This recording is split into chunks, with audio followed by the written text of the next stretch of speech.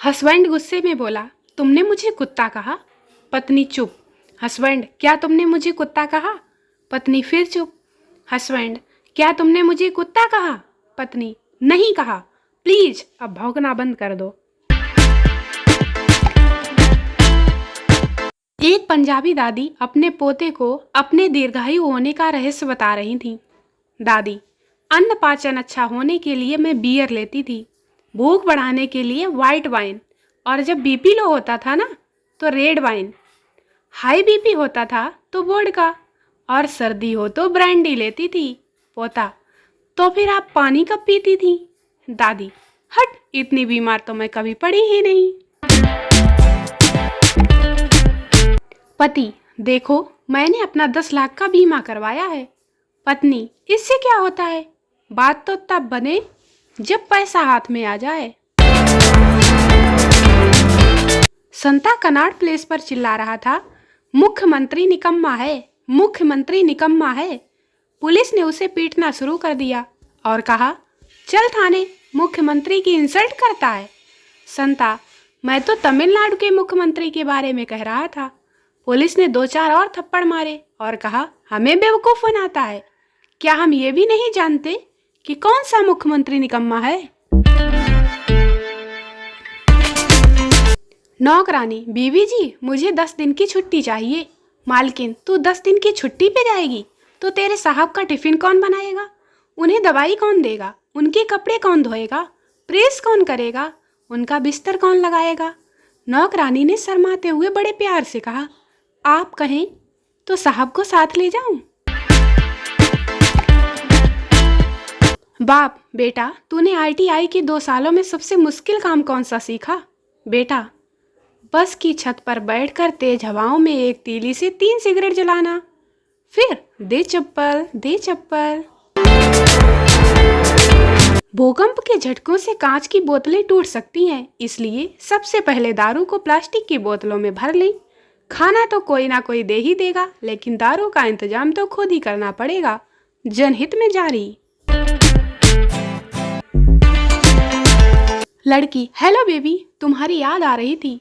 लड़का, अभी सैलरी नहीं आई है मेरी। लड़की, अच्छा चलो पापा आ गए, बाय। एक शराबी सारी रात एक पब में बियर पीता रहता था। एक दिन बार वाले ने उसे कहा कि आज बार बंद है, और वो खड़ा हुआ। जैसे ही वो खड़ा हुआ वो औंधे मुंह नीचे गिर गया। उसने अपने आप को संभाला और धीरे धीरे बाहर को निकला। थोड़ी देर ठंडी हवा में रहा, जिससे उसे काफी शांति मिली। थोड़ी देर वो हवा में खड़ा रहने के बाद फिर से औंधे मुंह नीचे गिर गया। अब वो धीरे धीरे घर की तरफ चल पड़ा। जैसे ही दरवाजे पर पहुंचा, फिर से जमीन पर गिर गया। वह दरवाजे के सहारे खड़ा हुआ और एक एक कर सीढ़ियां चढ़ने लगा। जब वो अपने बिस्तर के पास पहुंचा तो उसने एक बार फिर खड़े होने की कोशिश की।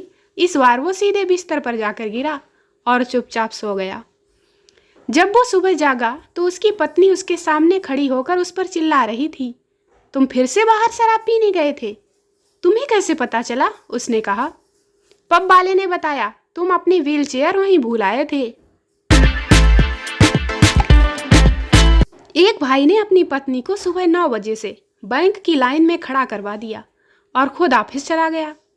शाम को जब वापस आया तो पत्नी बोली, धूप में खड़े खड़े 2 बजे बैंक के दरवाजे में घुसी और 3 बजे कैशियर के सामने पहुंची।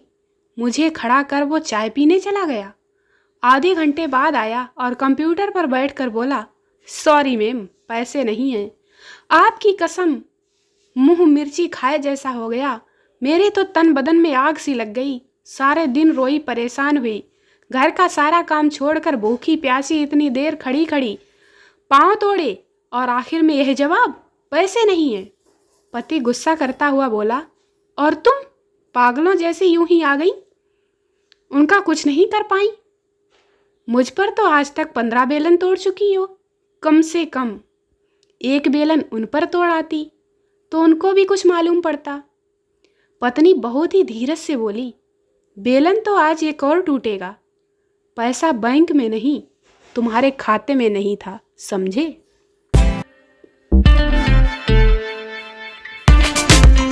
कमल, वह कौन सी शक्ति थी जिसने तुम्हें अपनी प्रेमिका से समझौता करने पर विवश किया? विमल, जल शक्ति। कमल, यार ठीक ठीक बताओ, मजाक मत करो। विमल, मैं सच कह रहा हूँ, मैं उसके आंसू सहन नहीं कर सका। मेरी प्रेमिका ने आज मेरे संदेश का जवाब नहीं दिया, ना ही उसने फ़ोन कॉल का जवाब दिया। मैं उसकी सुरक्षा को लेकर बहुत चिंतित हूँ। मुझे पता चला कि मैसेज करने के तुरंत बाद वह अन्य पुरुषों के साथ थी। मुझे यह जानकर राहत मिली कि वह अब ठीक है। एक महिला एक बच्चे को गोद में उठाए हुए बस में चढ़ी। बस ड्राइवर ने उसके बच्चे की तरफ देखा और कहा, मैंने ऐसा बदसूरत बच्चा आज तक नहीं देखा। महिला ने कंडक्टर को किराया पकड़ाया और पीछे जाकर सीट पर बैठ गई। उसे ड्राइवर की बात का बुरा लगा था, इसलिए वह थोड़ी सी उदास थी। उसके साथ बैठे आदमी ने पूछ लिया कि बहन जी, क्या बात है, आप कुछ परेशान लग रही हैं। महिला ने कहा, अभी अभी ड्राइवर ने मेरी बेइज्जती की है। उस आदमी ने उसे सहानुभूति देते हुए कहा, क्यों, वह तो जनता का नौकर है, उसे इस प्रकार यात्रियों की बेइज्जती नहीं करनी चाहिए। महिला ने कहा, आप ठीक कहते हैं, मुझे लगता है कि मुझे उसकी बदतमीजी का जवाब देना चाहिए, जिससे मेरे मन को शांति मिले।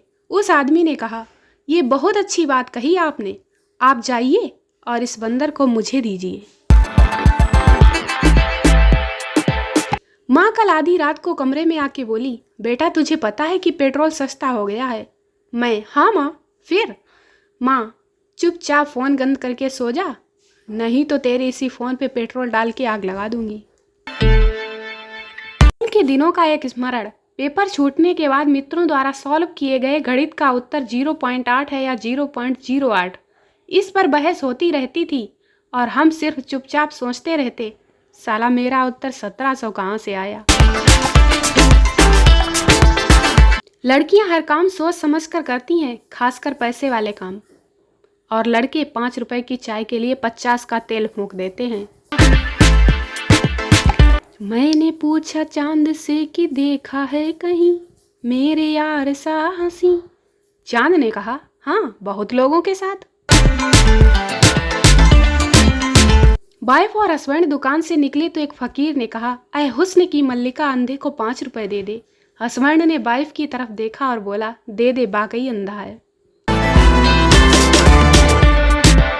पप्पू की वाइफ रोमांटिक मूड में थी और पूरे बेड पर बाहें फैला कर लेट गई और पप्पू से बोली, कुछ समझे?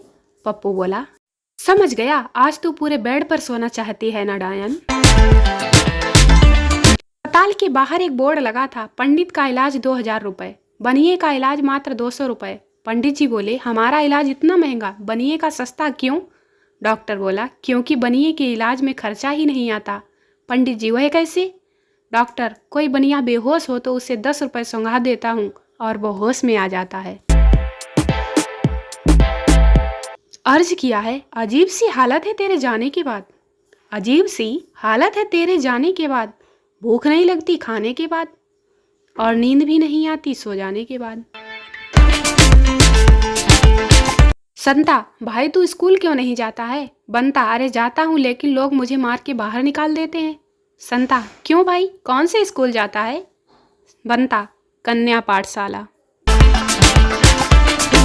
दोस्तों वीडियो को लाइक करें, शेयर करें, चैनल को सब्सक्राइब जरूर करें। मिलते हैं अगले वीडियो में, तब तक के लिए बाय बाय।